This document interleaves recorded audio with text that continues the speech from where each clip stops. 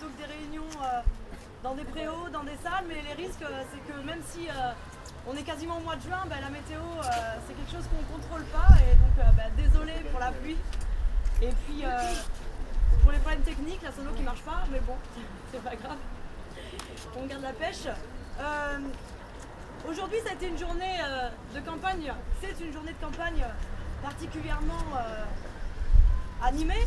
Ce midi, on a eu la chance de recevoir la visite de soutien de Jean-Luc Mélenchon, qui est venu au marché de Glacière et qui ensuite a participé à une déambulation en fanfare, comme on aime les faire dans cette campagne, jusqu'à une CPM dans la rue d'Aviel qui est menacée de fermeture, devant un pôle emploi, à côté d'un Monoprix. Et on a la chance ce soir donc, de recevoir François Ruffin. François, moi je l'ai rencontré au mois de novembre. Attention à la tête. Excuse-moi.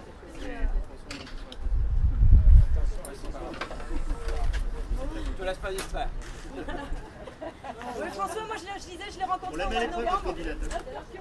Il organisait la nuit des rapaces avec le journal Fakir. Et la nuit des rapaces, il m'a dit, bon ben voilà, chacun choisit un rapace, tu le présentes en 5 minutes, et puis le rapace qui se fait le plus hué obtient le rapace d'or. Moi j'avais choisi Marc que vous connaissez peut-être pas, qui est le propriétaire, l'ex-propriétaire, parce qu'il a revendu là, il y a quelques semaines, de l'agence de notation Fitch Rating. L'agence de notation Fitch Rating, comme toutes les agences de notation, vous savez, c'est ces choses dont on dit qu'elles sont des thermomètres, qu'elles sont là uniquement pour prendre la température, pour dire aux entreprises, ah ben là ça va pas, vous avez une mauvaise note, donc si vous voulez garder votre bonne note, il va falloir que vous délocalisiez pour faire plus de profit. Et si j'en parle, c'est parce que ce soir, donc, on a choisi de faire une réunion sur le thème des façons de résister face au plan de bataille des financiers. Et aujourd'hui, c'est la finance qui gouverne plus que les peuples, en France et en Europe. Et d'ailleurs, Marc Ladré de la Charrière, nous, on avait eu l'idée de monter un collectif pour demander à ce qu'il se présente à l'élection présidentielle en 2012. En gros, on était allé lui proposer de se présenter, on lui avait dit, bah écoute, c'est déjà la finance qui gouverne, on met partout en Europe des financiers à la tête des États en disant que c'est des technocrates, des techniciens et que eux savent, comme les agences de notation, ce qui est bon ou pas pour les peuples. Donc tant qu'à faire, Marc Ladré de la Charrière, présentez-vous à l'élection présidentielle. Il n'a pas accepté, bon voilà. François Hollande, donc maintenant est élu président de la République, il va devoir faire un choix à un moment donné entre la finance et les peuples. La finance et les peuples, c'est deux choses qui ont des intérêts complètement contradictoires. Et ce qu'on se rend compte, moi, ce que je me suis aperçu au cours des mobilisations, dans les collectifs de lutte contre la précarité, pour le droit au logement, c'est que tous nos problèmes, que ce soit des problèmes de précarité, que ce soit des problèmes d'emploi, des problèmes de logement, tout est lié à la finance. Quand on parle de la finance, on voit cette chose abstraite, les marchés financiers, mais ça devient très concret. Je vous citerai quelques exemples. L'année dernière, avec le collectif Jeudi Noir, on a réquisitionné un immeuble qui appartenait à AXA, qui appartient à AXA, avenue Matignon. Et là, on nous a expliqué qu'AXA avait plusieurs bâtiments vides sur Paris, des dizaines de bâtiments vides sur Paris, parce que le fait d'avoir cette liquidité, ce stock de bâtiments vides, leur permettait d'avoir une bonne note de la part des agences de notation.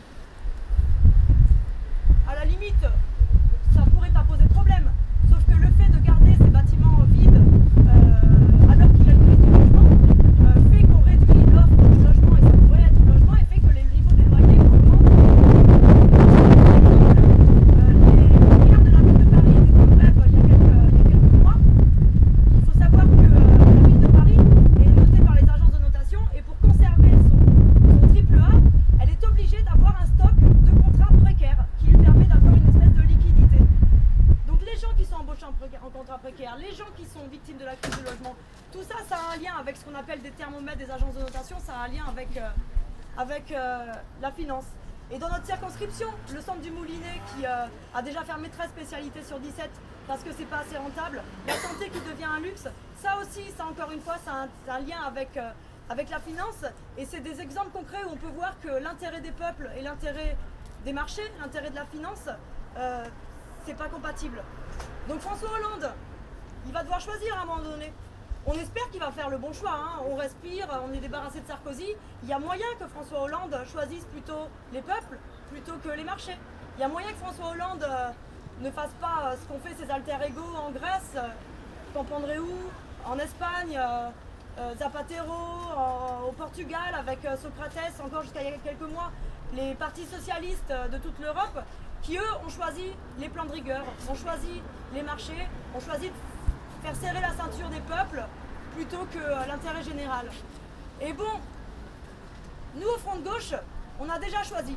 On a choisi de se mettre à dos la finance, on a choisi l'intérêt général, l'intérêt du peuple sur l'intérêt des marchés. Et c'est pour ça que, même si on n'a pas gagné l'élection présidentielle, Jean-Luc Mélenchon n'a pas gagné cette élection présidentielle, mais maintenant on a un pays qui est passé à gauche, on s'est débarrassé de la droite, et plus il y aura de députés Front de Gauche à l'Assemblée nationale, plus il y aura la possibilité de faire en sorte que François Hollande fasse le bon choix, fasse le choix des peuples, et fasse le choix de l'intérêt général plutôt que celui de la finance.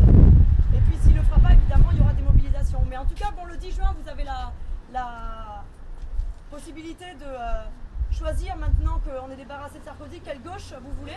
On est dans une circonscription où le coup de on vous met la pression parce qu'il y a risque FN, 21 avril bis, ou attention la droite peut passer, c'est pas valable parce que ça vote à plus de 60% à gauche ici. Donc la question qui vous est posée, c'est